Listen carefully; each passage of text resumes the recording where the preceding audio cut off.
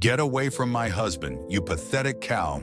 Emma Catherine Morrison's hand instinctively moved to protect her rounded belly as the shrill voice echoed through the medical building's parking garage. At 7 months pregnant, she'd grown accustomed to moving carefully, but the venom in those words made her freeze completely. Vanessa Claire Hoffman stepped out from behind a concrete pillar, her designer heels clicking menacingly against the concrete floor. Even in the dim garage lighting, her perfectly applied makeup and sleek blonde hair made her look like she'd stepped off a magazine cover. Everything about her screamed expensive, from her tailored blazer to the designer handbag clutched in her manicured fingers. "Vanessa," Emma whispered, her voice barely audible. She'd known about Richard's affair for 2 months now, but seeing his mistress here, at her doctor's office, felt like a violation of the last safe space she had left. "Don't you dare say my name like we're friends," Vanessa snarled, stalking closer. "I know what you're trying to do, playing the innocent pregnant wife, making Richard feel guilty. Well, it won't work anymore." Emma backed against her car, fumbling for her keys. "I just came from my doctor's appointment. I wasn't looking for trouble." "Trouble?" Vanessa laughed, a harsh sound that bounced off the concrete walls. "You are the trouble. Richard never wanted that baby anyway. He told me so himself." The words hit Emma like physical blows. She'd suspected Richard's growing distance had something to do with the pregnancy, but hearing it confirmed by his mistress made her knees weak. "That's not true," Emma managed, though her voice lacked conviction. "Richard loves children. We planned this baby." "Plans change," Vanessa said coldly, moving even closer. "Just like marriages change. Richard's done with you, Emma. The only reason he hasn't filed for divorce yet is because his lawyer told him to wait until after the baby's born. Something about better financial terms." Emma's heart shattered, but she forced herself to stay calm. "Even if that's true, it doesn't give you the right to ambush me here. This is harassment." "Harassment?" Vanessa's eyes flashed dangerously. "I'll show you harassment." Without warning, she swung her heavy designer handbag directly at Emma's protruding belly. Emma twisted desperately, taking the blow on her hip instead, but the force of it sent her stumbling sideways. "Stop!" Emma cried out, but Vanessa wasn't finished. "He doesn't want you or that baby," Vanessa shouted, advancing again. "The sooner you understand that, the easier this will be for everyone."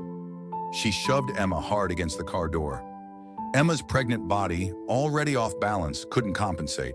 She felt herself falling, her hands reaching out desperately to protect her unborn daughter as she hit the concrete floor. Pain shot through her knee where it scraped against the rough ground, and her hip throbbed where the handbag had connected. But all Emma could think about was the baby. She curled around her belly protectively, tears streaming down her face. "Maybe now you'll get the message," Vanessa said, straightening her blazer as if nothing had happened. "Richard belongs with me, not some pathetic housewife who can't even stay on her feet." She clicked away on her heels, leaving Emma alone on the cold concrete floor of the parking garage. Emma lay there for several minutes, checking for any signs that the baby had been hurt. Gradually, she felt the familiar flutter of movement inside her womb. Grace was okay. Emma had never been more grateful for anything in her life. With shaking hands, she pulled out her phone and scrolled to her brother's number. Jake Samuel Carter had always been her protector, even when they were children. He'd enlisted in the Marines right out of high school and served 3 tours overseas before coming home and starting his own security company. If anyone would know what to do, it was Jake. "Jake," she whispered when he answered on the first ring. "Emma, what's wrong? You sound upset." "I need you," she said, fresh tears spilling over. "Something happened. She tried to hurt the baby." "Where are you?" Jake's voice immediately shifted into the calm, controlled tone she remembered from his military days. "Memorial Medical Center, the parking garage.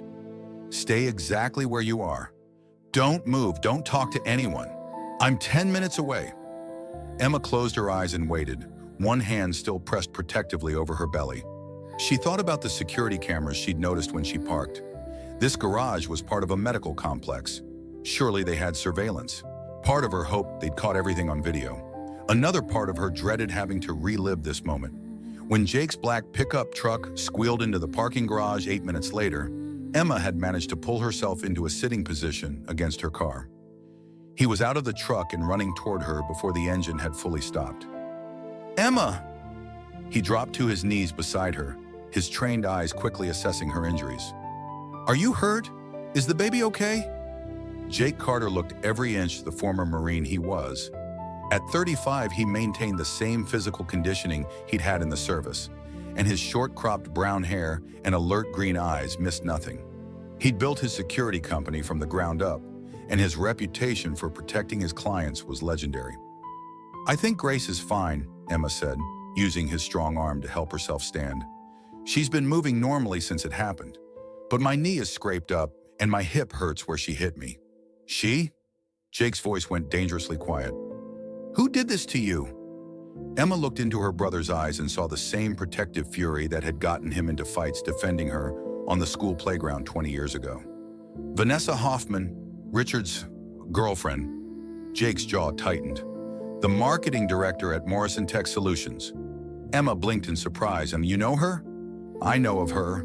My company handles security for several buildings downtown, including Richard's office complex." Jake's expression grew thunderous. "She attacked you? A pregnant woman?" "She said Richard doesn't want the baby, that he's planning to divorce me after Grace is born for better financial terms." Emma's voice broke. "She hit me with her purse, right at my stomach. When I tried to get away, she shoved me down."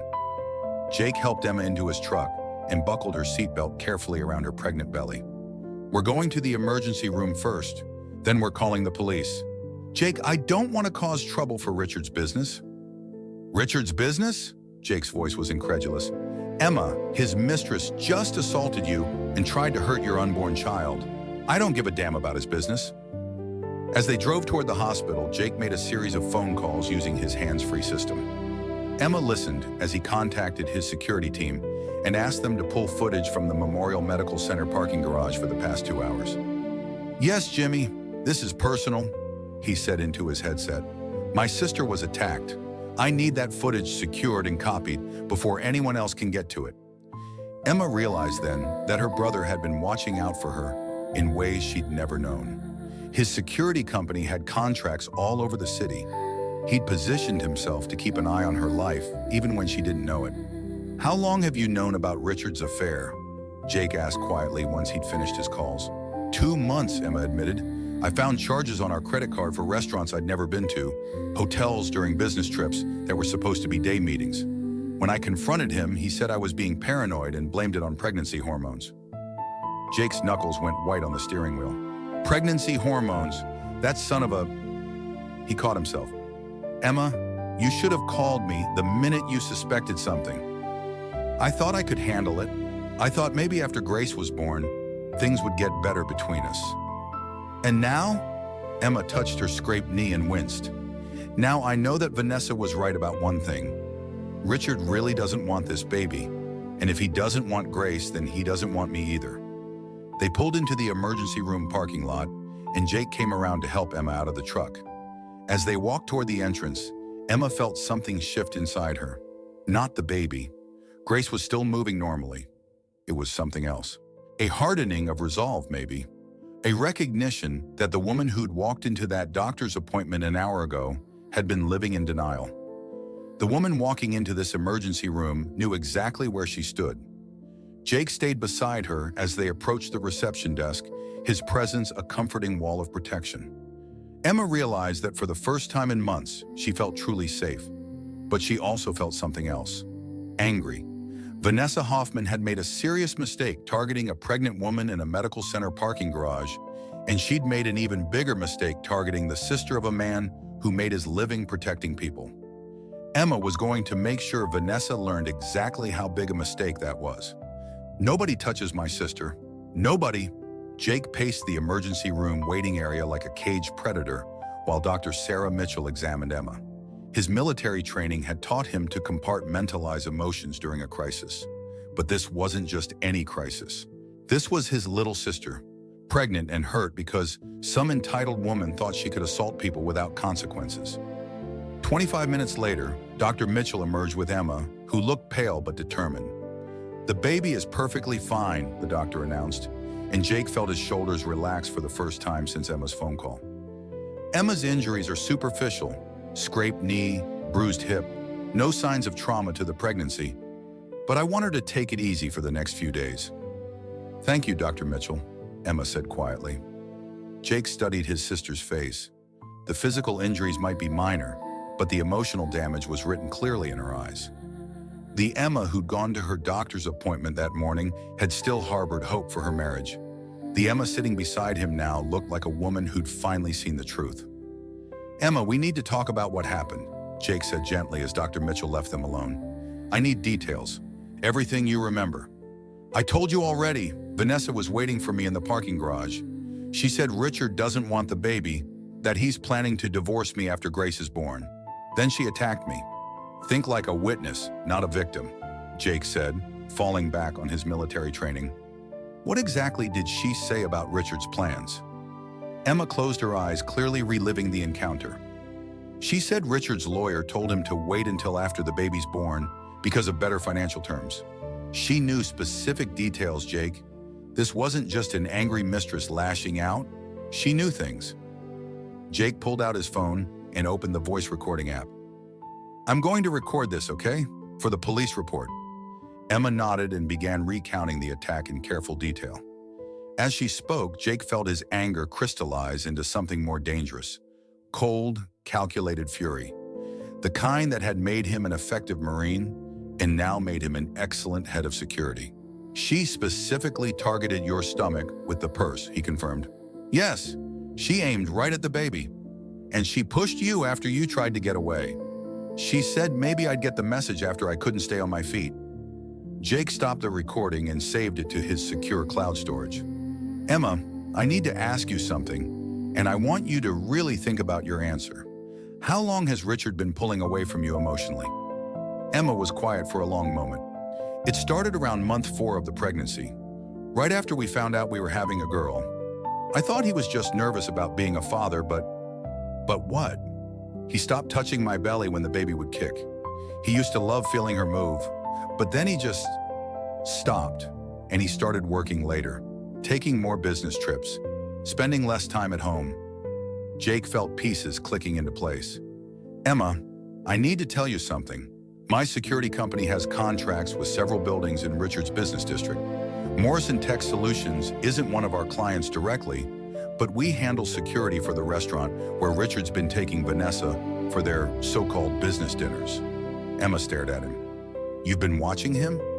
Not intentionally, but when you mentioned the suspicious credit card charges 2 months ago, I may have paid attention to which of my client locations Richard frequented.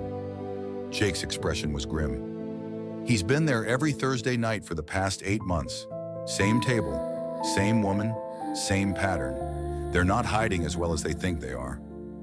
8 months, Emma whispered. Almost the entire pregnancy.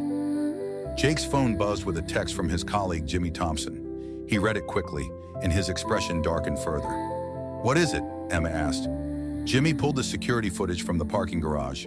He's enhancing it now, but the preliminary view shows everything clearly. Vanessa waiting for you, following you to your car, the attack, everything. We have her on video deliberately targeting a pregnant woman. Emma started to cry again, but these tears were different. They weren't tears of pain or fear. They were tears of relief that someone finally believed her, finally had proof of what had happened. But there's something else, Jake continued, his voice careful. Jimmy ran a background check on Vanessa Hoffman while he was pulling the footage. What kind of background check? The kind that shows recent medical appointments. Jake took his sister's hand. Emma, Vanessa's pregnant too. The words hit Emma like a physical blow. She stared at her brother, trying to process this information. Pregnant. 10 weeks according to her medical records, which means Richard got his mistress pregnant while I was carrying his child. Emma's voice was hollow. No wonder he doesn't want Grace. He's starting a new family with Vanessa. Jake watched his sister's face transform. The hurt was still there, but it was being joined by something stronger, determination. Jake, I need to see that security footage. Are you sure? It might be difficult to watch. I need to see it. I need to know exactly what we're dealing with. Jake pulled out his tablet and connected to his company's secure server. Within minutes, he had the enhanced footage loaded. They watched together as Vanessa emerged from behind the pillar, confronted Emma, and deliberately attacked her. "Play it again," Emma said quietly. They watched it 3 more times. Each viewing revealed new details. Vanessa checking her watch before Emma appeared, suggesting she'd been waiting for a specific time. Her deliberate aim at Emma's stomach. The calculated way she adjusted her appearance after the attack, as if she'd planned what came next. This wasn't random anger, Emma realized. This was premeditated. "That's what makes it aggravated assault instead of simple battery," Jake confirmed. "And since you're pregnant, it could be elevated to a felony." Emma was quiet for several minutes, processing everything she'd learned. Her husband didn't want their baby. His mistress was pregnant with his child. The attack hadn't been a moment of jealous rage. It had been a calculated attempt to eliminate what Vanessa saw as competition. "I've been so stupid," Emma finally said. "No, you've been hopeful. There's a difference. I kept thinking that if I just tried harder, if I was a better wife, if I made things easier for Richard during the pregnancy, maybe we could work things out." Emma's voice strengthened. "But you can't fix a marriage when your husband is building a new life with someone else." Jake's phone rang. Richard's name appeared on the caller ID, and Jake showed it to Emma. "He probably heard about the hospital visit from his insurance company," Jake said. "What do you want to do?" Emma stared at the phone for a moment, then reached for it. "I want to hear what he has to say," she answered on the 4th ring. "Hello, Richard." "Emma, what the hell is going on? I got a call that you were in the emergency room. Are you trying to create drama for my business?" Jake watched his sister's face close off completely. The last vestige of hope in her eyes died. "I was attacked in the parking garage at the medical center," Emma said calmly. "By Vanessa. That's ridiculous. Vanessa would never do something like that. You probably fell. Pregnancy makes women clumsy." Emma met Jake's eyes, and he saw his own fury reflected there. "I see," she said quietly.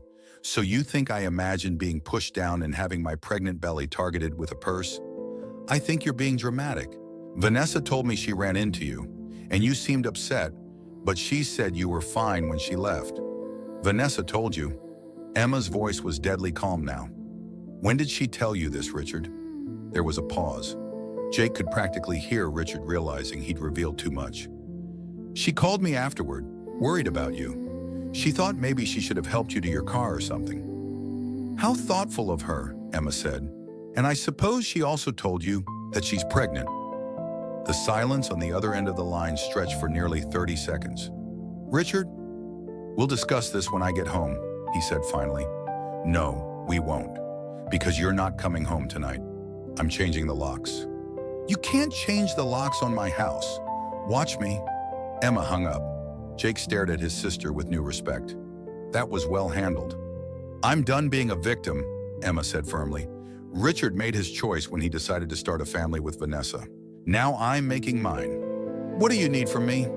Emma looked at the security footage still playing on Jake's tablet, then at the police paperwork Dr. Mitchell had given her for reporting the assault. "I need you to help me protect Grace and myself. And I need you to help me make sure Vanessa Hoffman faces consequences for what she did." Jake smiled grimly. It was the same smile he'd worn when planning military operations, and it had never failed to worry his enemies. "Consider it done." As they left the hospital, Emma felt something she hadn't experienced in months. The absolute certainty that she was no longer alone in this fight. Her millionaire ex-husband might have money and lawyers, but she had something more valuable. She had a brother who understood exactly how to wage war. Vanessa would never do something like that.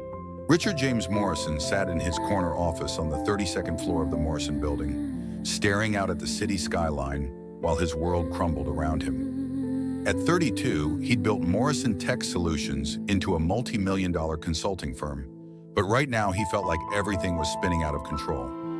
His phone had been ringing non-stop since Emma's call from the hospital. First his insurance company, asking about an emergency room visit. Then his mother, Patricia Morrison, who'd somehow heard about family drama from one of her society friends. Now Vanessa was calling every 10 minutes, increasingly frantic. "Mr. Morrison?" His assistant's voice came through the intercom. "Ms. Hoffman is here to see you. She says it's urgent." Richard straightened his tie and composed himself. Vanessa couldn't have actually attacked Emma. The very idea was absurd.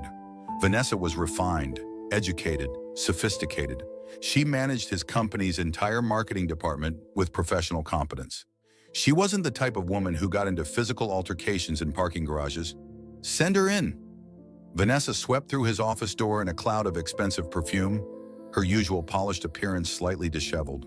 Her makeup had been reapplied recently, but not quite perfectly, and her hands were shaking as she approached his desk. "Richard, thank God," she breathed, rushing around his desk to embrace him. "I've been so worried. Is Emma all right? When I saw her fall in the parking garage, I was horrified." Richard held her at arm's length, studying her face. "Fall? Emma said you pushed her." "Pushed her?" Vanessa's eyes widened in apparent shock. "Richard, I would never lay a hand on a pregnant woman. I was trying to talk to her, to explain that our relationship isn't just some sordid affair. I thought maybe if she understood how much we love each other, she might be willing to consider an amicable divorce." "And what happened?" "She got hysterical, started screaming at me, calling me names. I tried to calm her down, but she was so agitated that she stumbled and fell. I felt terrible about it." Vanessa's voice broke convincingly. "I wanted to help her up, but she told me to stay away from her. I thought maybe I should give her space to compose herself." Richard felt relief wash over him. This version made so much more sense.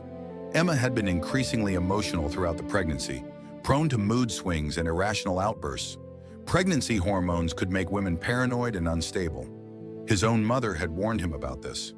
"She called the police," Richard said, watching Vanessa's reaction carefully. Vanessa paled. "The police? But why? I told you she fell. I didn't touch her." "She says you hit her with your purse. That's insane. Why would I do something like that?" Vanessa moved closer to him, her voice taking on the pleading tone that always made him want to protect her. "Richard, you know me. I'm not violent. I've never hurt anyone in my life." Richard pulled her into his arms, breathing in her familiar scent. Vanessa was everything Emma wasn't. Ambitious, passionate, exciting. She understood his business, supported his goals, and didn't spend their conversations talking about baby names and nursery decorations. "I know," he murmured against her hair.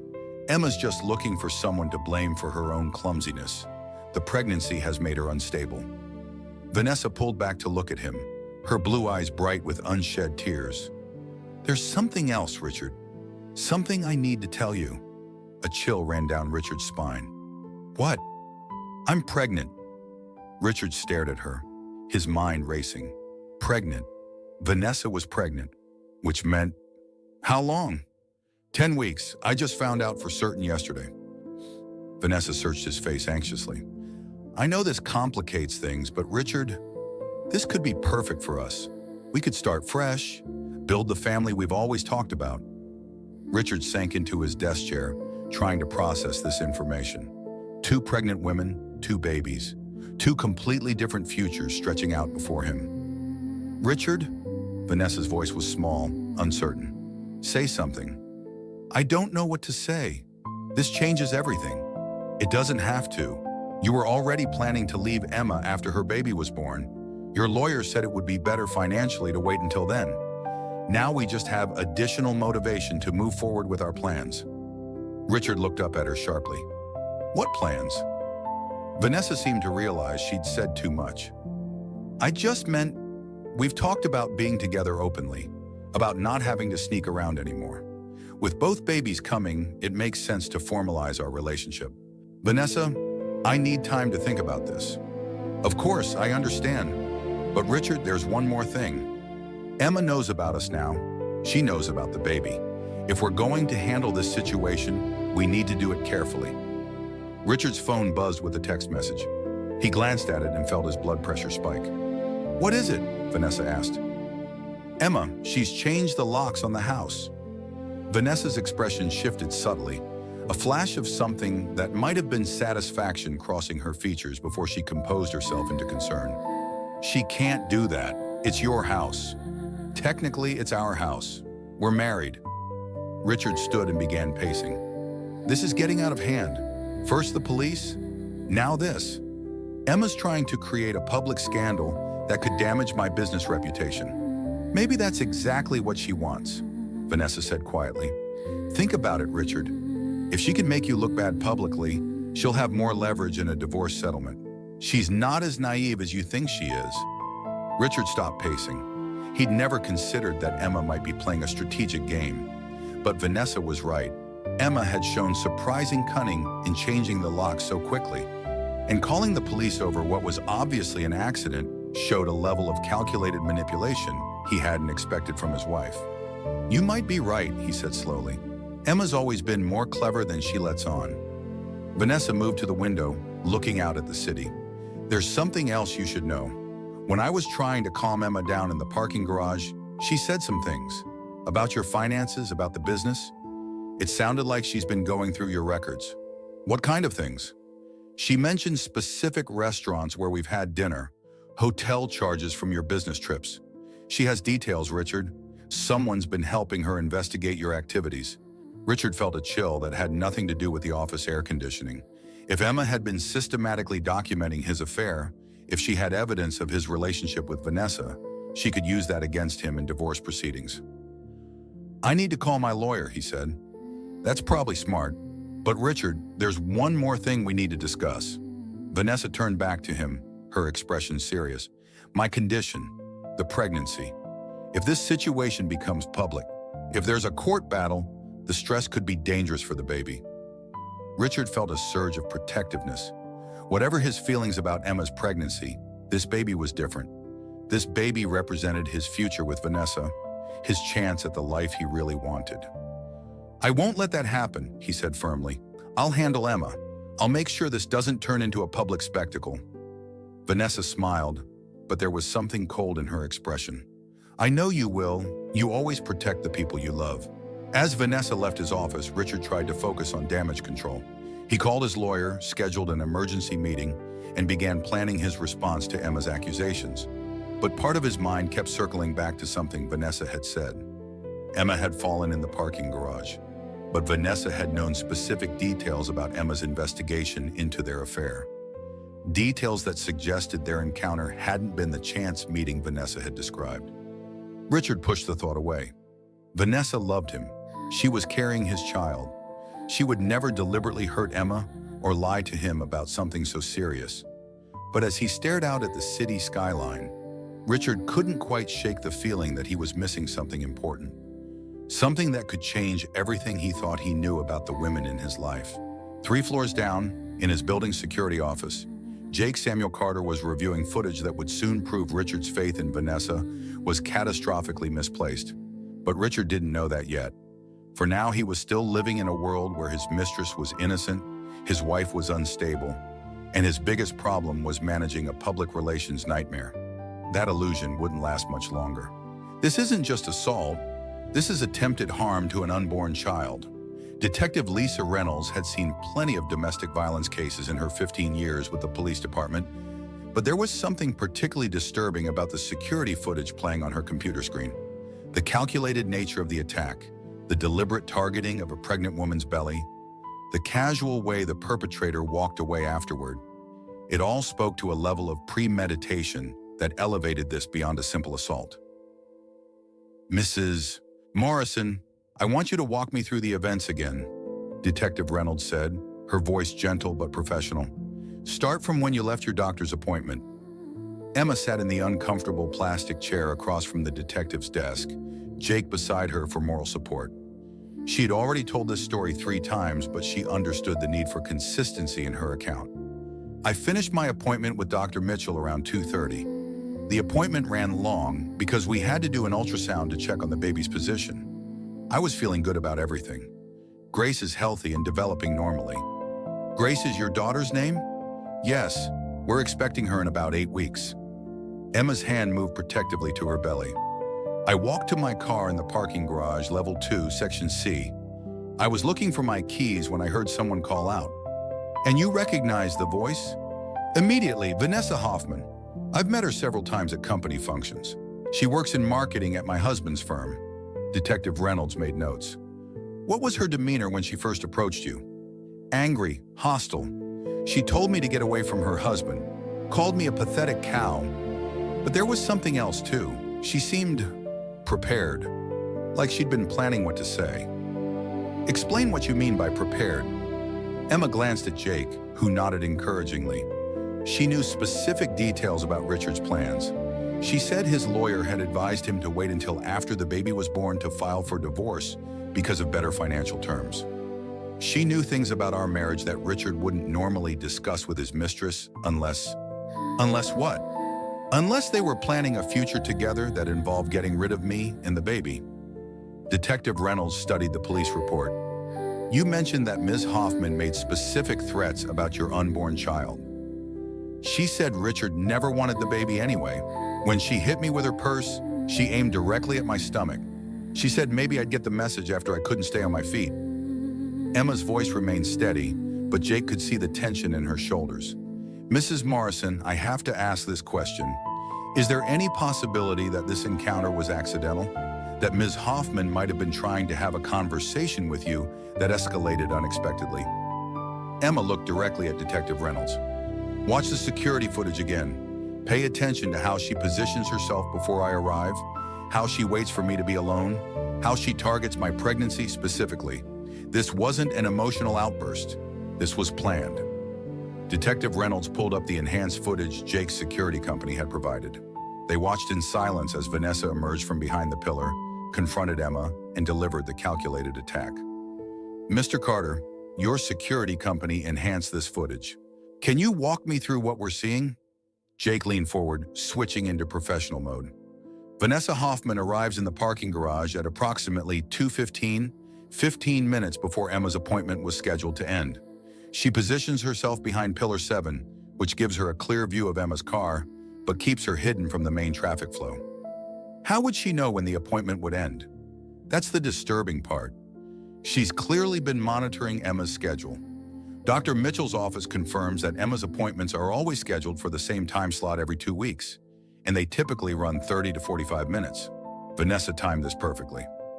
Detective Reynolds made more notes. What else does the footage tell us? Watch her body language when she approaches Emma. This isn't someone who's emotionally distraught or acting on impulse. Her movements are controlled, deliberate. She's mentally rehearsed this confrontation. They watched as Vanessa swung her purse at Emma's belly with clear intent. The handbag weighs approximately 3 pounds based on its size and designer specifications, Jake continued. When applied with force to a pregnant woman's abdomen, it could potentially cause complications or miscarriage. The fact that she aimed specifically for the pregnancy makes this attempted assault on an unborn child. Detective Reynolds froze the footage at the moment of impact. And after Mrs. Morrison falls, Vanessa doesn't check on her welfare, doesn't call for help, doesn't show any concern about the fact that she just knocked down a pregnant woman. She adjusts her appearance and leaves the scene. That's not the behavior of someone who feels remorse about an accident. Emma watched the detective review the evidence, hoping she would see what seemed obvious to everyone else. This wasn't a misunderstanding or an emotional outburst. This was a deliberate attack on her and her unborn child. Mrs. Morrison, has your husband seen this footage? No. I told him about the attack, but he dismissed it. He said I was being dramatic and that Vanessa would never do something like that. He believes I fell and imagined the rest. Have you spoken to Ms. Hoffman since the incident? She contacted Richard immediately after it happened. According to him, she claimed I fell and that she tried to help me. He believes her version of events. Detective Reynolds closed the file and looked at Emma directly. Mrs. Morrison, based on the evidence we have, the security footage, your injuries, the premeditated nature of the attack, I'm going to arrest Ms. Hoffman on charges of aggravated assault. The fact that you're pregnant elevates this to a felony. Emma felt a surge of relief and vindication. Thank you. However, I need to warn you that this is likely going to become complicated. Ms. Hoffman will undoubtedly hire an expensive lawyer. There may be attempts to discredit your testimony or suggest that you're an unstable pregnant woman seeking attention. Are you prepared for that? Emma looked at Jake, then back at Detective Reynolds. Detective, 3 hours ago, I thought my biggest problem was a cheating husband. Now I know that his mistress deliberately tried to hurt my unborn child, and that my husband is so committed to protecting her that he's willing to gaslight me about what happened. I've learned a lot about what I'm capable of handling in a very short time. And your husband? How do you think he'll react when Ms. Hoffman is arrested? He'll probably try to protect her. He'll hire lawyers, claim it's all a misunderstanding, try to make me look like the villain. Emma's voice hardened. But that's his choice. I'm done protecting his reputation at the expense of my safety and my daughter's welfare. Detective Reynolds stood up. I'll have officers pick up Ms. Hoffman within the hour. You'll need to come in tomorrow to sign your formal statement. Mr. Carter, thank you for providing the security footage so quickly. As they left the police station, Jake put his arm around Emma's shoulders. How are you feeling? Scared, relieved, angry, determined. Emma looked up at her brother. Jake, there's something I need to tell you. Something I realized while we were talking to Detective Reynolds. What? Vanessa knew about my doctor's appointments. She knew the timing, the location, everything. But I never told Richard my appointment schedule, and I certainly never told Vanessa. Emma stopped walking. Someone's been monitoring my activities. Someone's been watching me. Jake's expression grew grim. Or someone has access to your medical records, your calendar, your personal information. Richard has access to all of that through our shared accounts and insurance, which means either Richard helped plan this attack or Vanessa has been systematically invading your privacy for weeks or months.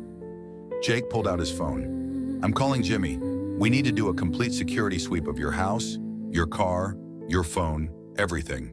If someone's been watching you, we need to find out how. As Jake made his calls, Emma stood on the courthouse steps and felt the last of her illusions about her marriage finally crumble. This wasn't just about Richard having an affair anymore. This was about a deliberate campaign to eliminate her from his life, potentially including harm to their unborn child. But for the first time since this nightmare began, Emma didn't feel helpless. She had proof, she had support, and she had a plan. Vanessa Hoffman was about to learn that attacking the wrong pregnant woman could destroy more than just a pregnancy.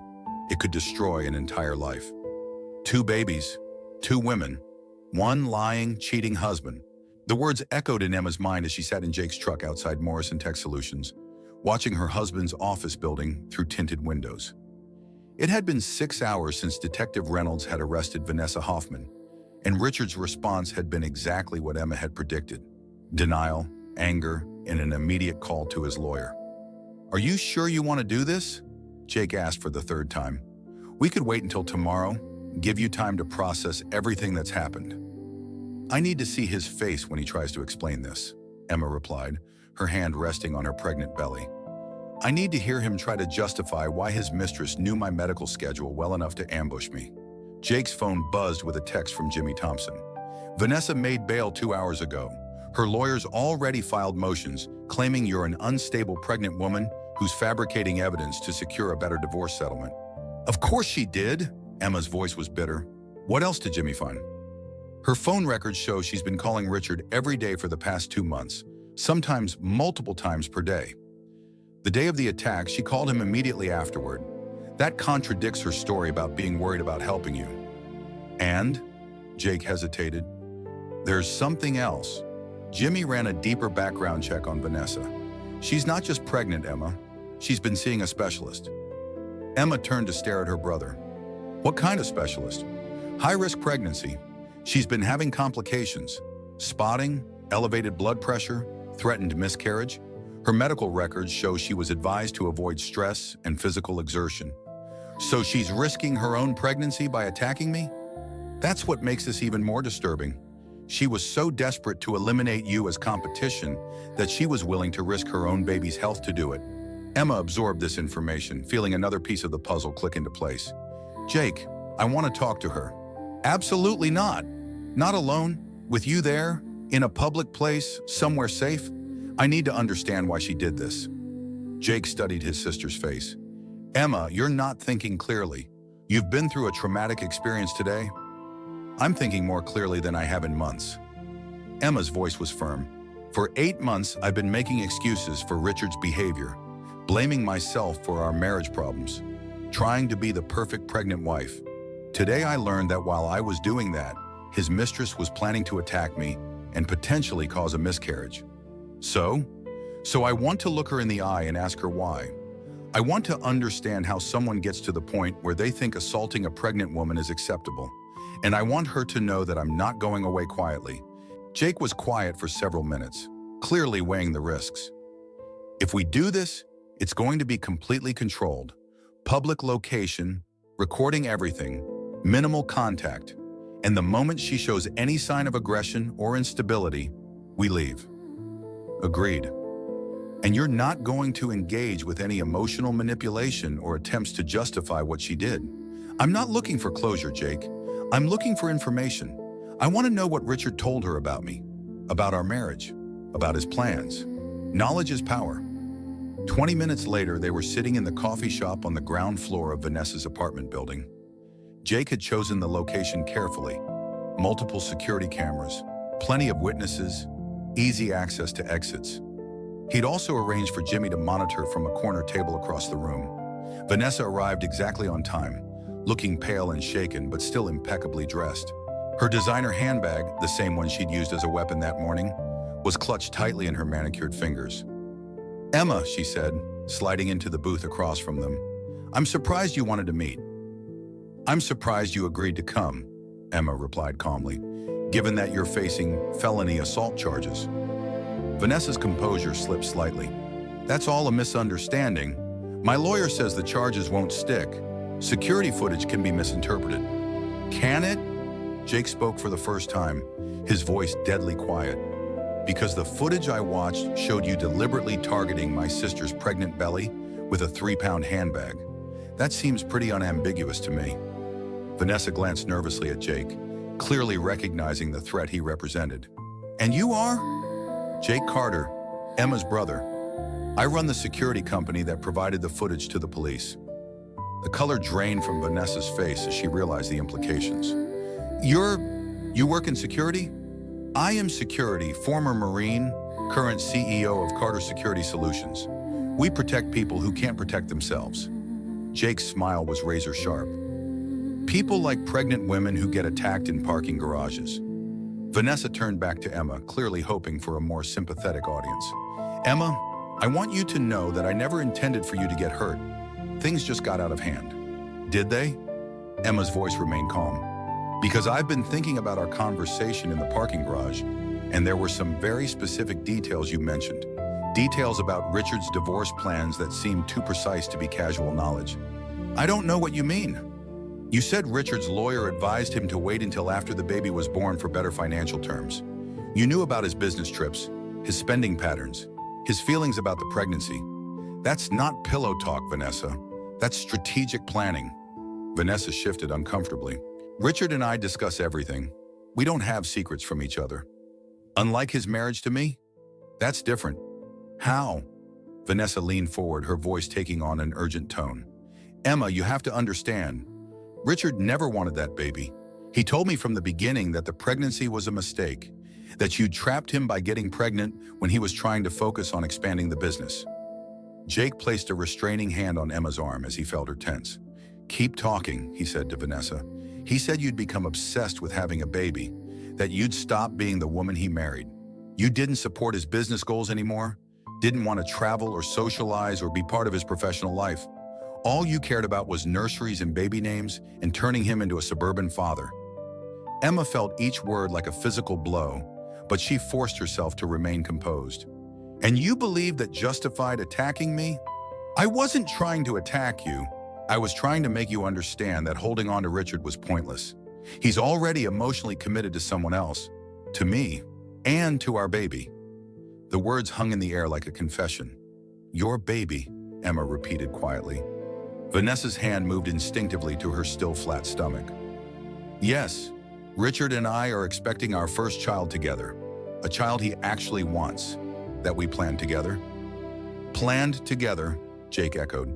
"When did you plan this pregnancy, Vanessa?" "What do you mean?" "When did you and Richard decide to have a baby together? Before or after you found out Emma was pregnant?" Vanessa realized she'd revealed too much. It's complicated." "I don't think it's complicated at all," Emma said softly.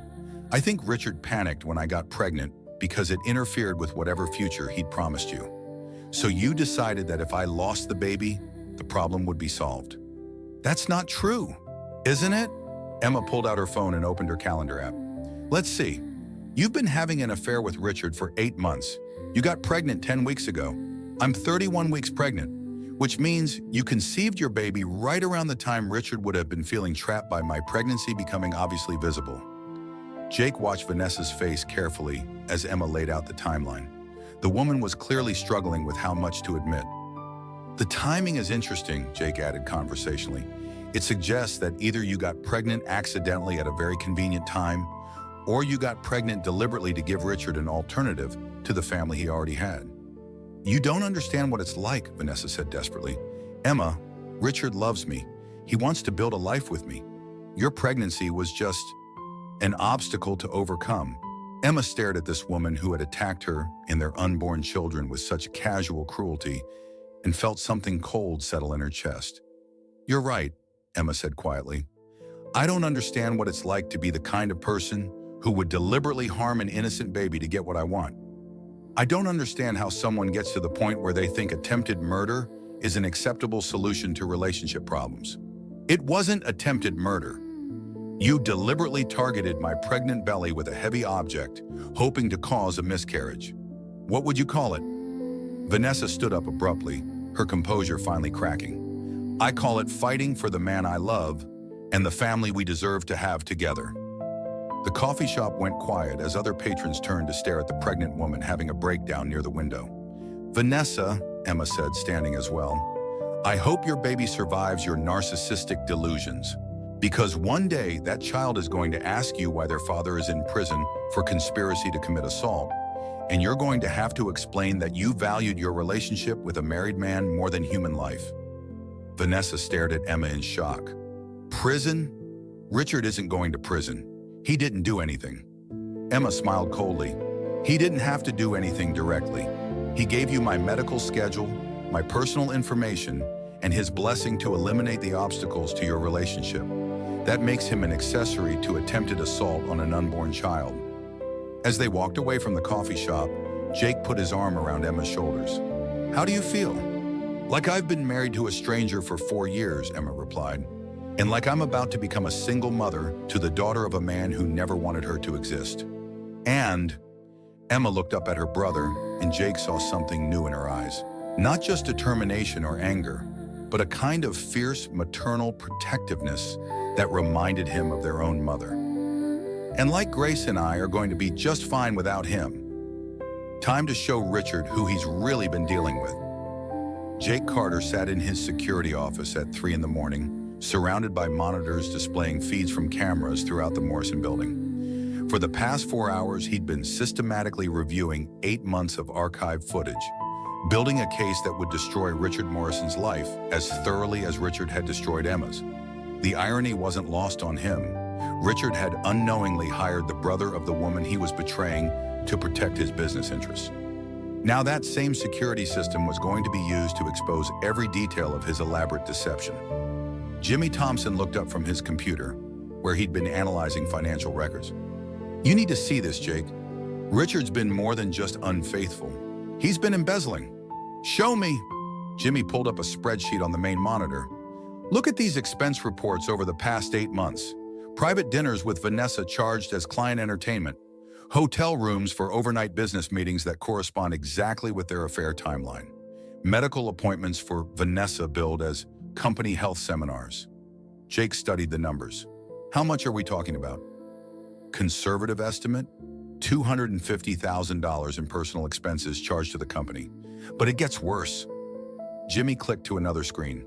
He's been using company credit cards to pay for Vanessa's apartment lease, her car payments, even her designer handbags, including the one she used to assault Emma. That's not just adultery, Jake realized. That's fraud, embezzlement, and misuse of corporate funds. The board of directors could file criminal charges. It gets even better. Want to know how Vanessa knew Emma's medical schedule? Jake raised an eyebrow. Richard's been accessing Emma's medical records through their shared insurance account and forwarding the information to Vanessa. Look at this. Jimmy pulled up a series of emails. Every time Emma had a doctor's appointment, Richard would send Vanessa a message with the date, time, and location. He's been helping her monitor Emma's activities for months. Jake felt his anger crystallize into something much more dangerous. Strategic planning. Jimmy, I need you to prepare 3 separate evidence packages. One for the police, one for the board of directors, and one for Emma's divorce lawyer. Already on it. But Jake, there's something else. Something that's going to make this even more complicated. What? Jimmy pulled up another set of records. Richard's been researching ways to challenge paternity of Emma's baby. He's been consulting with lawyers about forcing DNA tests, claiming the child might not be his, laying groundwork to avoid child support obligations. Jake stared at the screen in disbelief. Emma's been faithful their entire marriage. He knows that baby is his. It doesn't matter if he knows it. It matters if he can create enough doubt to reduce his financial obligations. Look at this consultation summary. Jimmy highlighted a document. His lawyer advised him that if he could prove infidelity or create reasonable doubt about paternity, he could significantly reduce alimony and child support payments. So he's been setting up Emma to look unstable and unfaithful while positioning himself as the injured party. Exactly. The timing of everything makes sense now. He waits until after Grace is born to file for divorce, claims Emma was mentally unstable during pregnancy, suggests she had an affair that resulted in a child that might not be his, and walks away with minimal financial obligations while starting fresh with Vanessa. Jake leaned back in his chair, processing the full scope of Richard's plan. It wasn't just infidelity. It was a coordinated campaign to destroy Emma's credibility, eliminate her financial security, and potentially separate her from her own child. There's one more thing, Jimmy said quietly. The consultation notes mention something called eliminating obstacles to dissolution.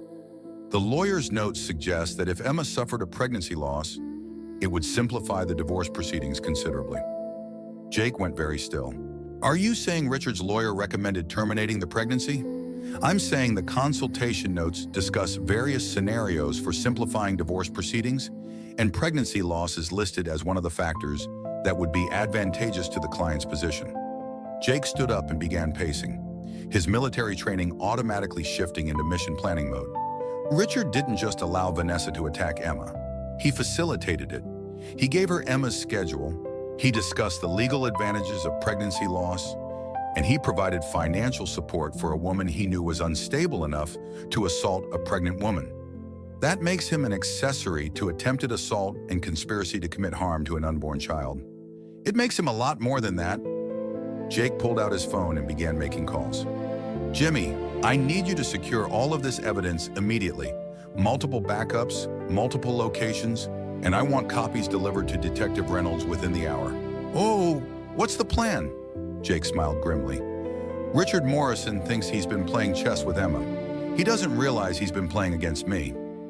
20 minutes later, Jake was sitting in his truck outside Emma's house, watching his sister move around her kitchen through the window. She was making tea at 3:30 in the morning, unable to sleep after everything that had happened. He could see her occasionally stopping to rest her hand on her pregnant belly, talking quietly to the baby that Richard had never wanted. His phone rang. Detective Reynolds. Mr. Carter, I got your evidence package. We need to talk. I'm listening. This changes everything. We're not just looking at assault anymore. With the evidence you've provided showing premeditation and coordination between Mr. Morrison and Ms. Hoffman, we're looking at conspiracy charges, potentially federal charges if we can prove use of electronic communications to coordinate the attack. What do you need from me? I need you to understand that when we arrest Mr. Morrison, this is going to become a media circus. Your sister is going to be under enormous scrutiny. Are you prepared for that? Jake looked at Emma through the window, watching her strength and determination, even in her most vulnerable moments. Detective, my sister has already survived her husband's betrayal, his mistress's attack, and the discovery that the father of her child planned to destroy her life for financial gain. I think she can handle whatever the media throws at her. And you? This is going to expose your role in gathering evidence against your sister's husband. There could be accusations of entrapment, invasion of privacy, corporate espionage. My security company had legitimate contracts with multiple buildings in the downtown area. Richard Morrison hired me to protect his interests. I've simply documented evidence of crimes committed within my surveillance areas. Everything I've gathered is legal and admissible. Mr. Carter, there's something else you should know. Ms. Hoffman is claiming that Mrs. Morrison provoked the attack by threatening her pregnancy. She's saying your sister deliberately tried to cause her stress to harm her baby. Jake felt his temper flare. That's absurd. I know, but it's going to be her defense strategy. She's going to claim that Mrs. Morrison is the aggressor, that she was defending herself and her unborn child from threats. The affair, the pregnancy, everything becomes ammunition for painting your sister as an unstable woman who attacked her husband's pregnant mistress. Do they have any evidence supporting that story? None, but they have expensive lawyers and a lot of motivation to discredit Mrs. Morrison's testimony. This is going to be a fight. Jake thought about everything Emma had been through, everything she was still facing, a complicated divorce, single motherhood, rebuilding her life from scratch. She deserved better than to spend the next year battling lies and manipulation in court. Detective Reynolds, what if I told you I could provide additional evidence that would make their defense strategy impossible to maintain? What kind of evidence? The kind that shows Richard Morrison not only knew about the attack in advance, but actively encouraged it by discussing the legal benefits of pregnancy loss with his divorce attorney. There was a long pause. Mr. Carter, if you have evidence of that level of premeditation, we're not just talking about assault and conspiracy anymore. We're talking about attempted murder. I know, the question is, are you prepared to prosecute a millionaire ex-husband for conspiracy to commit attempted murder of his wife and unborn child?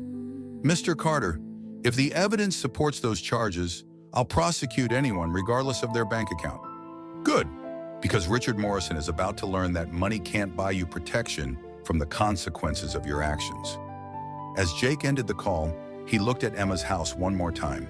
Tomorrow, her world was going to change again, but this time, it would be changing in her favor. Richard Morrison had made one crucial mistake in his elaborate plan to destroy Emma's life. He'd hired the wrong man to protect his secrets. Now those secrets were about to destroy him instead. Surprised to see me, brother-in-law? Richard Morrison looked up from his computer as Jake Carter entered his office without knocking. It was 8:30 in the morning, and Richard was already dealing with calls from reporters asking about Vanessa's arrest. The last thing he needed was his head of security bothering him with routine matters. Jake, whatever security issues you need to discuss can wait. I'm dealing with a family crisis right now. No, and actually, the security issues I need to discuss are directly related to your family crisis. Jake closed the office door behind him and engaged the lock. Mind if I sit down? Something in Jake's tone made Richard look up more carefully. There was a cold professionalism in the other man's voice that Richard had never heard before. What's this about? Jake settled into the chair across from Richard's desk and pulled out a tablet. It's about 8 months of surveillance footage, financial records, and electronic communications that paint a very interesting picture of your extramarital activities. Richard felt a chill run down his spine. I don't know what you're talking about. Don't you? Jake tapped the tablet screen, and suddenly the office's main monitor displayed crystal clear footage of Richard and Vanessa entering the Marriott downtown. March 15th, you charged this hotel room as client entertainment for a non-existent meeting with Peterson Industries. Oster, Richard stared at the screen, his mind racing. Jake, I can explain. Can you? Because I have 7 more instances of you and Ms. Hoffman using company funds for personal activities. Hotel rooms, restaurants, medical appointments, even the lease on her apartment. $250,000 in embezzled funds over 8 months. The monitor switched to a financial spreadsheet showing every fraudulent charge in detail. Richard felt his world beginning to crumble. How did you? Those records are confidential. Not when they involve potential criminal activity in buildings under my security contract. Jake's smile was razor sharp. But that's not the most interesting evidence I've gathered. The screen changed again, this time showing email correspondence between Richard and Vanessa. Richard watched in horror as his most incriminating messages were displayed for analysis. Emma's appointment is Thursday at 2:30, Memorial Medical Center, level 2 parking. Jake read aloud. She usually takes 45 minutes and always parks in section C. That's your email to Vanessa from last week, Richard. The same day Vanessa attacked my sister. Richard's blood turned to ice. Your sister? Emma Catherine Morrison, your wife, my little sister. Jake leaned forward, and Richard saw something dangerous in his eyes. Did you really think you could destroy Emma's life without anyone noticing? Did you think you could embezzle from your own company, conspire to harm your pregnant wife, and get away with it? I never conspired to harm anyone. Jake tapped the tablet again. The monitor now showed consultation notes from Richard's divorce attorney. Client inquired about legal advantages of pregnancy loss and dissolution proceedings, Jake read. Advised that termination of pregnancy would simplify asset division and eliminate child support obligations. Your lawyer's notes from last month, Richard. The same month you started providing Vanessa with Emma's medical schedule. Richard stared at the evidence of his own words, feeling trapped. Those consultations are privileged, not when they involve conspiracy to commit criminal acts. Jake stood up, and Richard realized for the first time how physically imposing the former Marine actually was. You hired Vanessa to eliminate the obstacles to your new life together, your wife and your unborn daughter. That's not true. I never told Vanessa to hurt Emma. Didn't you? Jake pulled up another document. Text message from you to Vanessa, day of the attack. He knows about us. Handle it. Sent 30 minutes before she ambushed Emma in the parking garage. Richard remembered sending that text, but in his panic, he'd never considered how it might be interpreted. I meant talk to her. I meant explain the situation. Did you? Because Vanessa interpreted it as permission to assault a pregnant woman. And when Emma called you from the hospital, you immediately dismissed her account and protected Vanessa. That makes you an accessory after the fact. The office door chimed and Richard's assistant's voice came through the intercom. Mr. Morrison, there are some people here to see you. They say it's urgent. Richard looked at Jake, who was checking his watch with the satisfied expression of someone whose timing had worked out perfectly. Let them in, Jake said loudly enough for the assistant to hear. The door opened to admit Detective Reynolds, 2 uniformed officers, and 3 people Richard didn't recognize, but who carried themselves with the unmistakable authority of federal agents. Richard James Morrison, Detective Reynolds said formally, you're under arrest for conspiracy to commit assault, embezzlement of corporate funds, and accessory to attempted harm of an unborn child. As the detective read him his rights, Richard stared at Jake in shock. You planned this. You've been planning this the whole time. Actually, I've been protecting Emma the whole time. You hired me to provide security services, and that's exactly what I did. I secured evidence of criminal activity and turned it over to the appropriate authorities. One of the federal agents stepped forward. Mr. Morrison, we also have warrants for your electronic devices and financial records. The use of interstate communications to coordinate criminal activity brings this under federal jurisdiction. Richard felt the handcuffs close around his wrists as the full scope of his situation became clear. Jake, you don't understand. Emma will be financially ruined if this company fails. She'll lose everything. Jake's expression didn't change. Emma will be fine. She's got a brother who actually cares about her welfare. Unlike her husband, who was apparently willing to have her and their baby killed for financial convenience. As the officers led Richard toward the door, he turned back desperately. The company needs leadership. You can't just...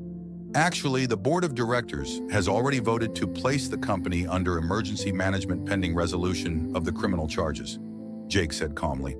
Your employment has been terminated, your access to company assets has been revoked, and your stock options have been frozen. You can't do that. I didn't do anything. The board did, after reviewing evidence of your embezzlement and criminal conspiracy. Turns out corporate executives who steal company money and conspire to commit violent crimes aren't good for business. Richard was halfway to the elevator when he realized the final piece of Jake's trap. You were never just the head of security, were you? Jake smiled for the first time since entering the office. No, Richard. I was Emma's big brother, making sure his little sister was protected from men like you. As the elevator doors closed on Richard's shocked face, Jake turned to his tablet and sent a single text message to Emma. It's done. He can't hurt you anymore. 3 floors down, Emma was sitting in the lobby with her divorce attorney, Patricia Morrison, and Dr. Mitchell, who had insisted on being present to monitor Emma's stress levels during the arrest. She read Jake's text and felt a weight lift from her shoulders that she'd been carrying for months. Richard Morrison had spent 8 months planning to destroy her life. Her brother had spent 8 months making sure that wouldn't happen. The difference between the two men couldn't have been more clear. For the first time since discovering Richard's affair, Emma allowed herself to believe that she and Grace were going to be all right. The board wants to see you now, Richard. The conference room at Morrison Tech Solutions had been transformed into something resembling a tribunal. The entire board of directors sat around the polished mahogany table, their faces grim as they reviewed the evidence packets Jake had prepared. Richard's empty chair at the head of the table served as a stark reminder of how quickly power could shift. Emma sat beside her divorce attorney, Sarah Chen, her hands folded over her pregnant belly as she watched the proceedings. At 32 weeks pregnant, every movement required careful consideration, but her mind was sharp and focused. This wasn't just about justice for the attack. This was about securing her daughter's future. "Let's begin," said Thomas Bradley, the board's senior member and Morrison Tech's founding investor. "Mr. Carter, please present your findings." Jake stood at the front of the room, every inch the professional security consultant. He'd prepared for this presentation as thoroughly as any military briefing, knowing that Emma's financial future depended on the board's decision. "Ladies and gentlemen, over the past 8 months, Richard Morrison has systematically embezzled corporate funds to support an extramarital affair, provided confidential employee information to unauthorized third parties, and conspired in the assault of a pregnant woman. The evidence is extensive and indisputable." The main screen displayed financial records showing Richard's fraudulent charges: hotel rooms, restaurant bills, medical appointments, rent payments, all charged to Morrison Tech under false pretenses. "The total amount of embezzled funds is $257,432, Jake continued. "This includes direct payments for his mistress's living expenses, medical care, and personal items, including the designer handbag she used to assault my sister." Board member Jessica Walsh raised her hand. "Mr. Carter, you mentioned assault. Can you clarify the company's liability in this matter?" Vanessa Hoffman's attack on Emma Morrison was facilitated by information Richard provided using company resources. He accessed confidential medical records through the company's insurance portal and forwarded scheduling information to enable the assault. This creates potential civil liability for Morrison Tech. The room was silent as board members absorbed the implications. A lawsuit from Emma could destroy the company's reputation and financial stability.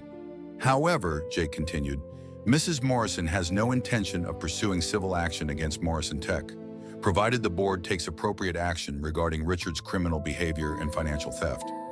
Thomas Bradley looked at Emma directly. "Mrs. Morrison, would you care to address the board?" Emma stood carefully, one hand supporting her back.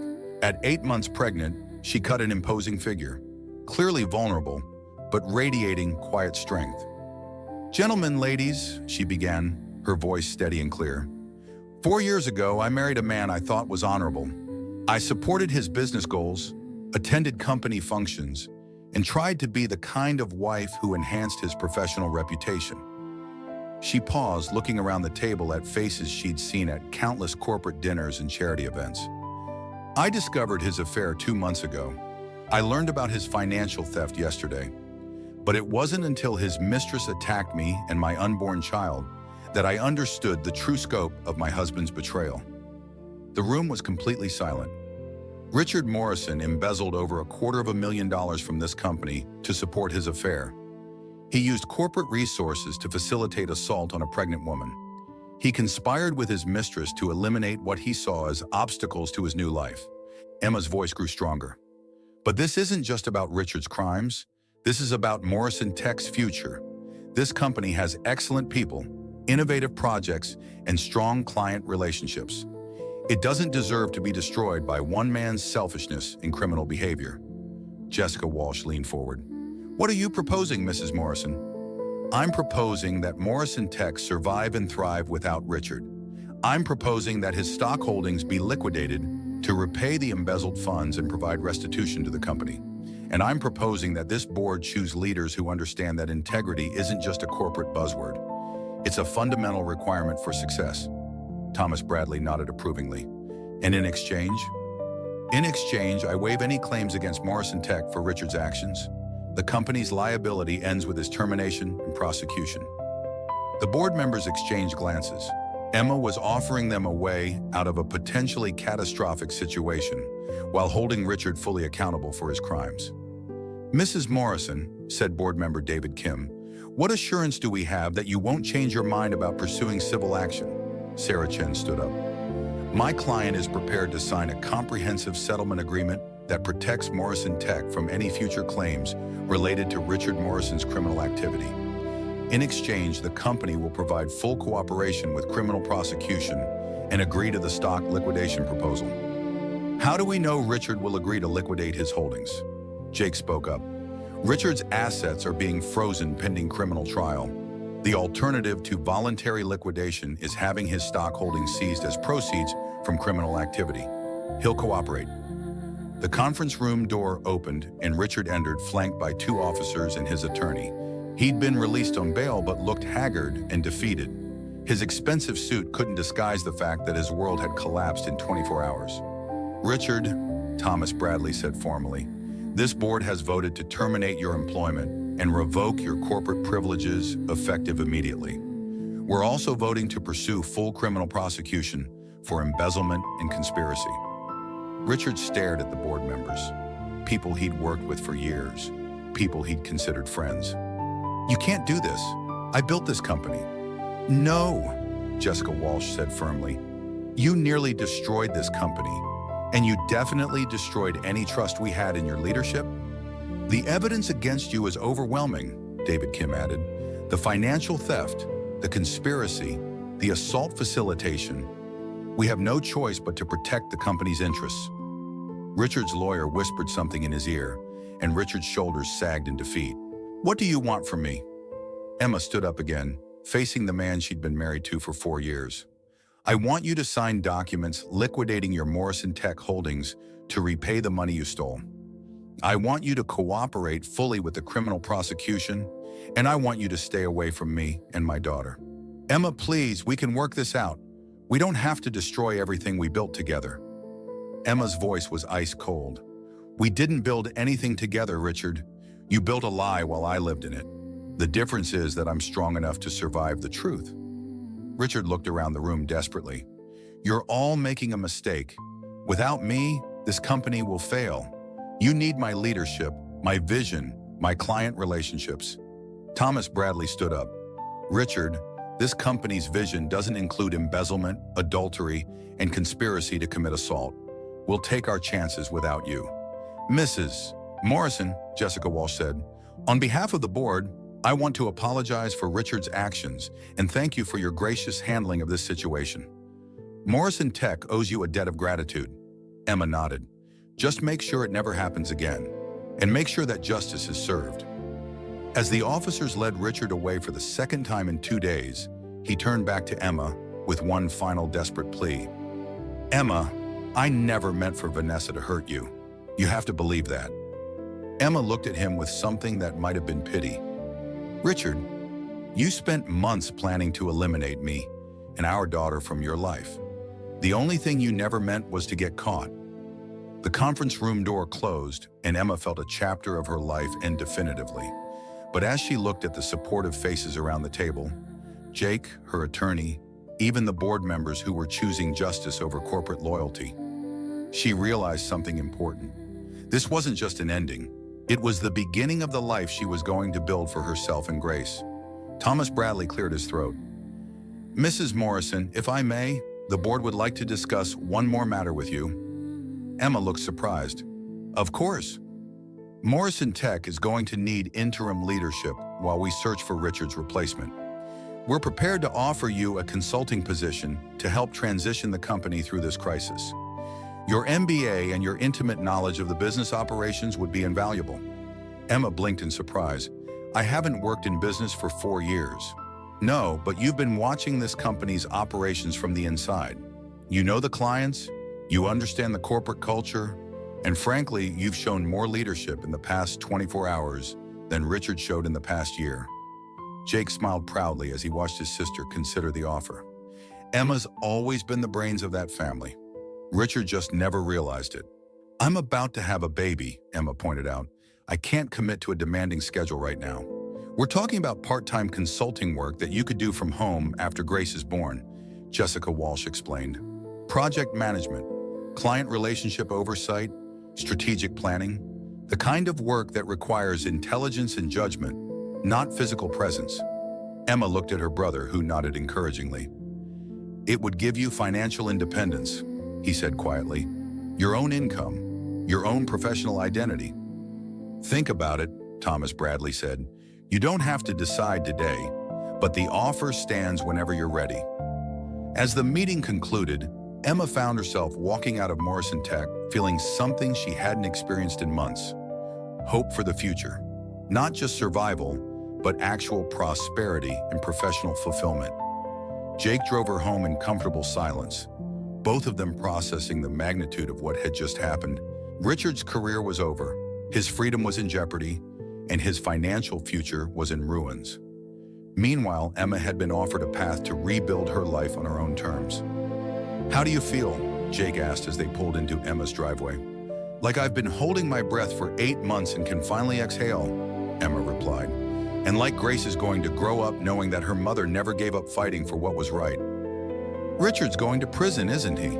Detective Reynolds thinks he'll plead bargain to avoid trial. Probably 3 to 5 years for the embezzlement and conspiracy charges. Vanessa will likely get 2 years plus probation. Emma nodded, feeling a complex mix of relief and sadness. I never wanted to destroy Richard's life. I just wanted him to stop trying to destroy mine.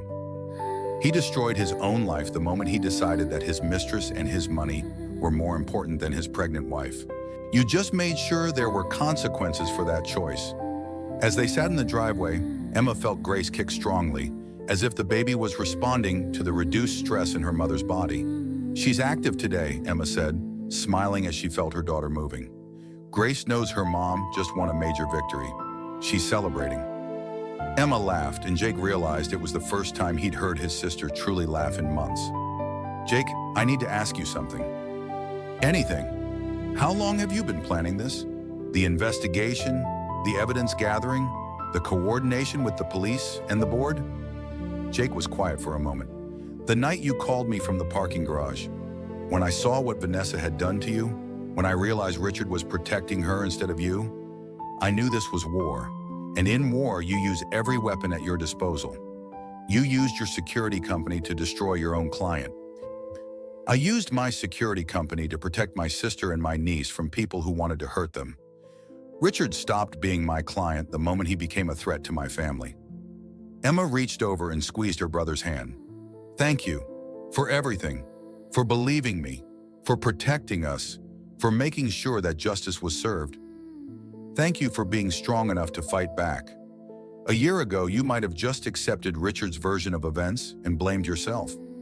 Today, you stood up in front of that board and demanded accountability. Grace is going to be proud of her mom. As Emma walked into her house now, not Richard's, she felt the weight of the past 24 hours, settling into something like peace. The man who had betrayed her trust was facing justice. The woman who had attacked her was in custody. The company that had facilitated the crimes was taking responsibility. Most importantly, she and Grace were safe, financially secure, and surrounded by people who actually cared about their welfare. Her phone buzzed with a text from Dr. Mitchell. Heard about today's events through the hospital grapevine. How are you and Grace doing? Emma typed back. We're doing better than we have in months. See you next week for our regular appointment. As she settled into her favorite chair, the one Richard had always complained was too worn for their living room, Emma realized that for the first time since discovering the affair, she was looking forward to tomorrow. Tomorrow she would wake up in a house where no one was lying to her. Tomorrow she would make decisions based on what was best for her and Grace, not what would protect a cheating husband's reputation. Tomorrow she would start building the life she actually wanted, instead of trying to save a marriage that had been dead for months. Grace kicked again, and Emma spoke softly to her unborn daughter. It's just going to be you and me, baby girl, but we're going to be just fine. Better than fine. We're going to be happy. Outside, Jake sat in his truck for a few more minutes, making sure Emma was settled before heading home. His phone rang. Detective Reynolds. Jake, thought you'd want to know. Richard's attorney called. He's accepting the plea deal. 3 years for embezzlement, 2 years for conspiracy, sentences to run concurrently. He'll be eligible for parole in 18 months with good behavior. And Vanessa? 2 years plus 3 years probation. She'll serve her sentence at the Women's Correctional Facility in Sterling. Her pregnancy is being monitored, but the stress has caused complications. She may lose the baby. Jake felt a moment of sadness for the innocent life caught in the middle of adult selfishness and cruelty. And the civil proceedings? Emma's settlement with Morrison Tech is being finalized tomorrow. She's walking away with a clean slate and a consulting contract. Richard's stock liquidation will cover the embezzlement restitution and provide Emma with additional financial security. So it's over. The criminal case is over. But Jake, you should know that Richard's been making statements about appealing, about fighting the charges, about proving that Emma orchestrated everything as revenge for his affair. Jake's jaw tightened. Let him try. Every piece of evidence we gathered is legitimate and admissible.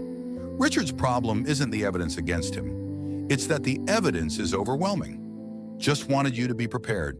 Men like Richard don't go down quietly. After ending the call, Jake looked up at Emma's house one more time. The lights were on in what would soon be Grace's nursery, and he could see Emma moving around, probably checking on the baby furniture in preparations for her daughter's arrival. Richard Morrison could make all the threats and file all the appeals he wanted. It wouldn't change the fundamental truth. He had betrayed his family, stolen from his company, and conspired in the assault of his pregnant wife. Those weren't crimes that money or lawyers could make disappear. And Emma wasn't the naive, trusting woman she'd been 8 months ago. She was a mother preparing to raise her daughter with the knowledge that strength and integrity mattered more than wealth and status. Richard had lost far more than his freedom and his money. He'd lost the chance to be part of something good and pure and hopeful. That was a loss no appeal could ever reverse. Sometimes the worst things lead to the best outcomes. 3 months later, Emma Catherine Morrison cradled her newborn daughter in the rocking chair Jake had built for the nursery. Grace Elizabeth Carter Morrison, Emma had legally changed both their names after the divorce, was a perfect, healthy 7-pound miracle with her mother's dark hair and her uncle's determined chin. She's beautiful, Em, Jake said softly, sitting on the floor beside the rocking chair. Absolutely perfect. Emma looked down at her sleeping daughter and felt a peace she'd never experienced before. The past 3 months had been a whirlwind of legal proceedings, medical appointments, and preparation for single motherhood. But they'd also been the most honest and authentic months of her adult life. Dr. Mitchell says Grace is developing exactly as she should, Emma said, adjusting the baby's blanket. 10 fingers, 10 toes, strong lungs, and apparently her father's stubborn streak. Her father's stubborn streak is going to serve her well in life, Jake replied. Speaking of which, how was your meeting with Morrison Tech yesterday? Emma smiled. They officially offered me the position of Director of Strategic Development, part-time for the first year, with an option to go full-time when Grace is older. The salary is enough to maintain the house and build a real college fund for Grace. And you're accepting? I already did. Thomas Bradley said I have a natural talent for client relations and strategic planning. Apparently, 4 years of managing Richard's social and business obligations taught me more about corporate management than I realized. Jake grinned. I could have told them that. You were always the one keeping Richard organized and focused. He just took credit for your work. Emma's phone buzzed with a text message. She glanced at it and her expression tightened slightly. What is it? Jake asked. Richard's lawyer. He wants to schedule a video call so Richard can see Grace. Jake's expression darkened. From prison? He has parental rights, even from prison. The lawyer says he wants to be part of Grace's life when he gets out. What do you want to do? Emma looked down at her daughter, who was sleeping peacefully against her chest. I want to protect Grace from the kind of man who would conspire to harm her before she was even born. But I also know that someday she's going to ask about her father, and I want to be able to tell her that I gave him every chance to be the man she deserved. So you'll allow the video call? One call, supervised, recorded, and with the understanding that any further contact depends on his behavior during his incarceration. If he uses prison time to become a better person, maybe we can discuss visitation when Grace is older. If he spends it planning revenge or blaming everyone else for his problems, Then Grace is better off without him. Jake nodded approvingly. That's fair, more fair than he deserves, but fair. Emma's doorbell rang, and Jake went to answer it while Emma stayed with Grace. She heard familiar voices in the hallway and smiled as Patricia Morrison, Richard's mother, appeared in the nursery doorway. Emma, dear, Patricia said softly, her eyes immediately drawn to her granddaughter.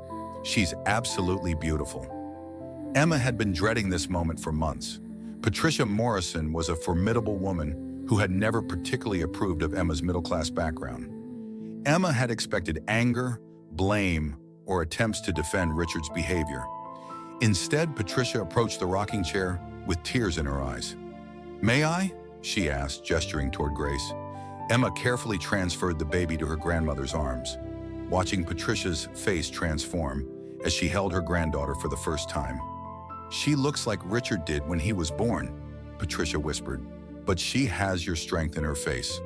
I can see it already." "Mrs. Morrison," "Patricia, please." "And Emma, I owe you an apology, a profound apology." Emma blinked in surprise. "For what?" "For raising a son who thought his wants were more important than his responsibilities. For not teaching him that marriage and fatherhood require sacrifice and commitment." Patricia's voice was thick with emotion. "For not recognizing that you were exactly the kind of woman he needed to become a better man." "Patricia, you couldn't have known. I knew Richard was selfish. I knew he was entitled. I chose to believe those were strengths instead of character flaws that needed correction." Patricia looked up from Grace to meet Emma's eyes. "I failed him as a mother, but I won't fail this little girl as a grandmother." Emma felt tears start to flow.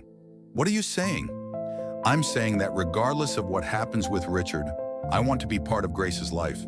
I want to help you raise her, support you both, and make sure she knows that she comes from a family that values integrity and strength." Jake appeared in the doorway. "Everything okay in here?" "Everything's perfect," Emma said, wiping her eyes. "Patricia was just telling me about her plans to spoil her granddaughter." "Within reason," Patricia said with the first smile Emma had seen from her in years. "This little girl is going to know her worth, understand her heritage, and grow up with the confidence that comes from being truly loved." As Patricia held Grace and told her stories about the family history that Richard had never shared, Emma felt another piece of healing fall into place. Grace wouldn't grow up without extended family after all. She would have a grandmother who understood that love meant more than money, an uncle who would protect her from anything that threatened her happiness, and a mother who had learned that strength came from standing up for what was right. "Emma," Patricia said quietly, "I have something for you." She handed Emma a small velvet box. Inside was a vintage sapphire ring surrounded by diamonds. "This was my grandmother's engagement ring. Richard never asked for it when he proposed to you because he said you wouldn't appreciate antique jewelry." Patricia's voice was bitter. He was wrong about that, just like he was wrong about so many things. "Patricia, I can't. It's not for you to wear. It's for Grace. For when she's old enough to understand what it means to be part of a family that values lasting love over temporary passion." Emma accepted the ring box with trembling hands. "Thank you. Thank you for giving me a granddaughter worth being proud of. And thank you for being strong enough to protect her when her father wouldn't." As the afternoon wore on, Emma found herself surrounded by the family she'd chosen, rather than the family she'd been born into. Jake was assembling a new changing table. Patricia was organizing Grace's wardrobe by size and season, and Dr. Mitchell had stopped by to check on both mother and baby. "Your recovery is remarkable," Dr. Mitchell told Emma as she finished her examination. "Physically and emotionally, you're healthier than you were during most of your pregnancy." "Stress is a powerful thing," Emma replied. "When I was living with Richard's lies and betrayal, my body was constantly fighting anxiety and uncertainty. Now that I know the truth and I'm in control of my own life, everything feels easier." "Speaking of which, have you thought about dating again? It's normal for new mothers to wonder about future relationships." Emma looked at Grace, who was awake and alert in her grandmother's arms. "Right now, I'm focused on being the best mother I can be. But someday when I'm ready, I want to find someone who loves Grace as much as they love me. Someone who sees her as a blessing, not an obstacle." "You will," Dr. Mitchell said confidently. "You're a remarkable woman, Emma. Any man would be lucky to be part of your family." As evening approached and the visitors departed, Emma found herself alone with Grace for the first time since bringing her home from the hospital. She carried her daughter to the window that overlooked their small backyard, where Jake had built a swing set in anticipation of Grace growing old enough to use it. "This is your world, baby girl," Emma said softly. "It's not the world I thought I was giving you when you were still in my belly. It's smaller, quieter, less luxurious. But it's honest. Everyone who loves you in this world loves you for who you are, not what you can do for them." Grace made a small cooing sound, as if she approved of the arrangement. "Your daddy made some very bad choices," Emma continued. "Someday, when you're old enough to understand, I'll tell you the whole story. But I want you to know that his failures don't define you. You get to choose the kind of person you become." Emma's phone buzzed with a text from an unknown number. She almost ignored it, but something made her check. "Emma, this is Dr. James Peterson from Children's Hospital. Patricia Morrison gave me your number. I'd like to take you to dinner sometime and meet Grace. If you're interested, my number is 550147. No pressure." "James," Emma smiled. Patricia had mentioned that one of her charity board colleagues was a pediatrician who had recently lost his wife to cancer. He was raising 2 young children alone and understood the challenges of single parenthood. Emma wasn't ready to date yet, but she was ready to believe that someday she might meet someone who would love both her and Grace completely. For now, that possibility was enough. As she prepared Grace for bed, Emma reflected on how much her life had changed in just 6 months. She'd gone from being a desperate, betrayed wife to a confident single mother with a career, a support system, and a future full of possibilities. "Bedtime, sweet girl," Emma whispered as she placed Grace in her crib. "Tomorrow we start building the rest of our lives together." Grace opened her eyes one last time, seeming to study her mother's face with the serious expression that reminded Emma so much of Jake. "I love you, Grace Elizabeth," Emma said, "more than I ever thought it was possible to love anyone. And I promise you that every choice I make from now on will be about protecting and nurturing the amazing woman you're going to become." As Grace drifted off to sleep, Emma stood by the crib and made a silent vow. Her daughter would grow up knowing that she was wanted, valued, and cherished. She would never doubt her worth or settle for less than she deserved.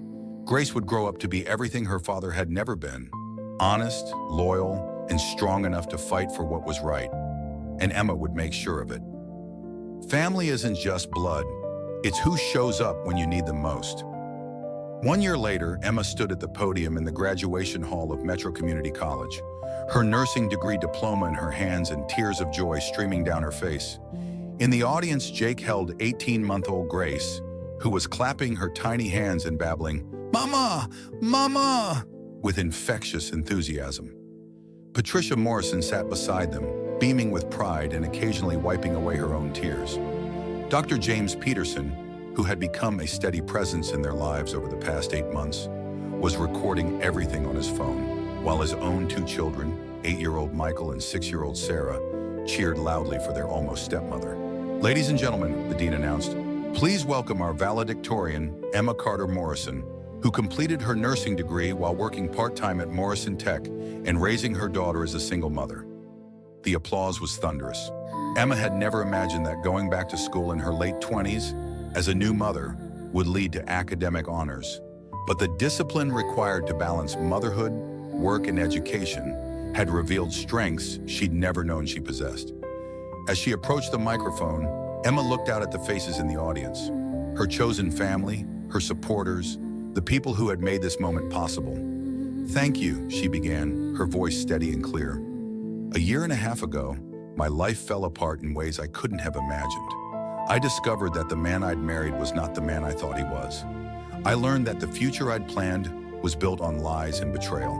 She paused, looking directly at Grace, who was now reaching for Jake's glasses. "But sometimes the worst things that happen to us lead to the best outcomes. Sometimes losing the life we thought we wanted makes room for the life we actually need." Emma's voice grew stronger. 18 months ago, I was a woman whose identity was completely tied to her husband's success. I was living someone else's version of what my life should look like. Today, I'm a registered nurse, a business consultant, a single mother, and a woman who knows exactly who she is and what she's capable of achieving. The audience was completely silent, hanging on every word. I'm standing here today because of the people who showed up when I needed them most. My brother Jake, who protected me when I couldn't protect myself. Patricia Morrison, who chose to love her granddaughter more than she loved her son's reputation. Dr. James Peterson, who showed me that there are men in this world who see single motherhood as a strength, not a liability. Emma's voice caught slightly as she looked at James, whose love and support had helped her believe in the possibility of lasting happiness again. But mostly I'm here because of Grace Elizabeth Carter Morrison, who taught me that love isn't about perfection or meeting someone else's expectations. Love is about showing up every single day and choosing to be the person your family needs you to be. As Emma concluded her speech and stepped down from the podium, she was immediately surrounded by her family. Jake swept her into a bear hug. Grace squealed with delight at being included in the embrace. And Patricia kissed both Emma's cheeks with the fierce pride of a mother whose daughter had achieved something remarkable. "I'm so proud of you," James said quietly, wrapping his arms around Emma and Grace together. "You're the strongest woman I've ever known." "We're proud of you too, Mama Emma," Sarah Peterson said, using the name she'd chosen for her almost stepmother. "You're going to help so many sick people get better." Michael nodded seriously. "And you're teaching Grace to be strong like you." Emma knelt down to hug both children, marveling at how naturally they'd accepted her and Grace into their family. James had been widowed for 3 years when they met, and his children had been hungry for the kind of maternal love Emma was eager to give. "Come on," Jake said, hoisting Grace onto his shoulders. "We have reservations at that fancy restaurant downtown. Time to celebrate properly." As they walked toward the parking lot, Emma reflected on the journey that had brought her to this moment. Richard was still in prison, having served 14 months of his 3-year sentence. He'd written several letters requesting visitation with Grace, but Emma had declined. According to Patricia, who maintained minimal contact with her son, Richard spent most of his time planning lawsuits against Emma, Morrison Tech, and even Jake's security company. He remained convinced that he was the victim of an elaborate conspiracy rather than the architect of his own downfall. Vanessa had been released after serving 18 months and had immediately moved to another state. She'd lost her baby due to complications from stress and had apparently sworn off relationships with married men permanently. Emma occasionally wondered if Vanessa had learned anything from the experience, but mostly she felt grateful that chapter of her life was definitively closed. Morrison Tech was thriving under new leadership. Emma's consulting work had evolved into a full-time position as Director of Strategic Development, and she'd been instrumental in landing several major contracts that had doubled the company's revenue. Thomas Bradley frequently joked that they should have fired Richard years earlier and promoted Emma instead. "Penny for your thoughts," James said, falling into step beside her as they reached their cars. "Just thinking about how different everything is now," Emma replied. "A year ago, I was terrified about how I was going to support Grace and myself. Now I'm making more money than Richard ever gave me access to, and I'm doing work that actually matters." "And you're happy?" Emma looked at Grace, who was chattering away in her own toddler language, while Jake pretended to understand every word. She looked at Patricia, who was already planning Grace's second birthday party with the enthusiasm of a woman making up for lost time. She looked at Michael and Sarah, who treated Grace like their beloved little sister, and Emma like the mother they'd been missing. "I'm happy," she said, meaning it completely. "For the first time in my adult life, I'm genuinely, authentically happy." James took her hand. "Good, because I have something I want to ask you later." Emma's heart skipped, but she decided not to pressure him for details. She'd learned that the best things in life unfolded in their own time, and trying to rush or control outcomes usually led to disappointment. At dinner, Patricia stood up to make a toast. "To Emma, who taught us all that strength isn't about avoiding hardship. It's about facing it with grace and coming out stronger on the other side." "To Grace," Jake added, "who will grow up knowing that she's surrounded by people who would move mountains to protect her happiness." "To family," James said, looking meaningfully at Emma, "the kind we choose and the kind we build together." As they clinked glasses and shared stories about Emma's academic journey, Emma felt a profound sense of completion. Not the kind of completion that came from checking items off a list, but the deep satisfaction that came from becoming the person she was meant to be. After dinner, while the children played in the restaurant's small play area, and Patricia and Jake argued good-naturedly about Grace's bedtime routine, James led Emma onto the restaurant's outdoor terrace. "Emma," he said, taking both her hands in his, "this past year with you and Grace has been the best year of my life since Sarah died." Emma's breath caught as James dropped to one knee and pulled out a small velvet box. "I know we haven't been together very long, and I know your life is complicated, and I know that taking on 2 more children isn't exactly what you might have planned for yourself." "James," Emma whispered, tears starting to flow. "But I love you. I love Grace. I love the family we've started to build together. Will you marry me?" Emma looked at the simple, elegant engagement ring in the box, then at the man who had shown her what real love looked like. James had never tried to change her, never asked her to be anything other than exactly who she was. He supported her career, adored her daughter, and treated her like an equal partner in every decision that affected their growing family. "Yes," she said without hesitation. "Yes, absolutely, yes." As James slipped the ring onto her finger, Emma heard cheering from inside the restaurant. Through the window, she could see Jake, Patricia, and the children watching the proposal with huge grins. "They were in on this?" Emma laughed. "Your brother threatened to hurt me if I didn't ask for his permission first," James admitted, and Patricia insisted on approving the ring. She said Grace's stepfather needed to understand the family standards for jewelry. Emma threw her arms around James's neck, overwhelmed with gratitude for the life she'd built from the ashes of her first marriage. This wasn't the fairy tale she'd imagined at 24. It was better. It was real, honest, and built on a foundation of mutual respect and shared values. "I love you," she whispered against his ear. "I love you and Michael and Sarah and the life we're going to build together." "We're going to be happy," James said confidently. "All of us, for a very long time." As they walked back into the restaurant to share their news with the family, Emma caught sight of her reflection in the window. The woman looking back at her was confident, radiant, and at peace. She looked nothing like the frightened, betrayed wife who had been attacked in a parking garage 18 months earlier. That woman had been broken by betrayal and rebuilt by love. She'd learned that strength came not from avoiding conflict, but from facing it with integrity.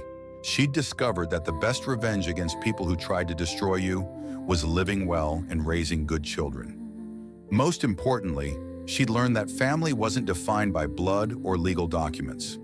Family was defined by who showed up when you needed them most, who celebrated your victories, and who helped you become the best version of yourself. As Grace toddles over to her mother and future stepfather, babbling excitedly about the pretty ring, Emma lifted her daughter into her arms and felt the last piece of her healing fall into place. Richard Morrison had given her a daughter and then tried to destroy them both. But his betrayal had led Emma to discover reserves of strength she'd never known she possessed. His absence from their lives had made room for people who truly loved and supported them. In trying to eliminate Emma from his life, Richard had accidentally given her the greatest gift imaginable, the chance to become the woman she was always meant to be. "Thank you," Emma whispered to Grace, who was now trying to eat her engagement ring. "Thank you for making me a mother. Thank you for giving me a reason to fight. Thank you for teaching me what unconditional love really means." Grace looked up at her mother with Jake's determined eyes and Emma's compassionate smile. And Emma knew with absolute certainty that this little girl would grow up knowing exactly how much she was worth. That knowledge would be Emma's greatest legacy and Richard's greatest loss. Some stories end with revenge. This one ended with something much more powerful: redemption, resilience, and the unshakable knowledge that love always wins in the end. Outside the restaurant, snow was beginning to fall, blanketing the city in pristine white. Inside, Emma Carter Morrison was surrounded by her chosen family, planning a wedding, celebrating a graduation, and building a future that was more beautiful than any dream she'd ever dared to imagine. The parking garage where her nightmare had begun was less than a mile away, but that felt like a lifetime ago, experienced by a different woman entirely. This woman, this strong, educated, professionally successful, deeply loved woman, had been forged by fire and emerged as pure gold, and she was just getting started.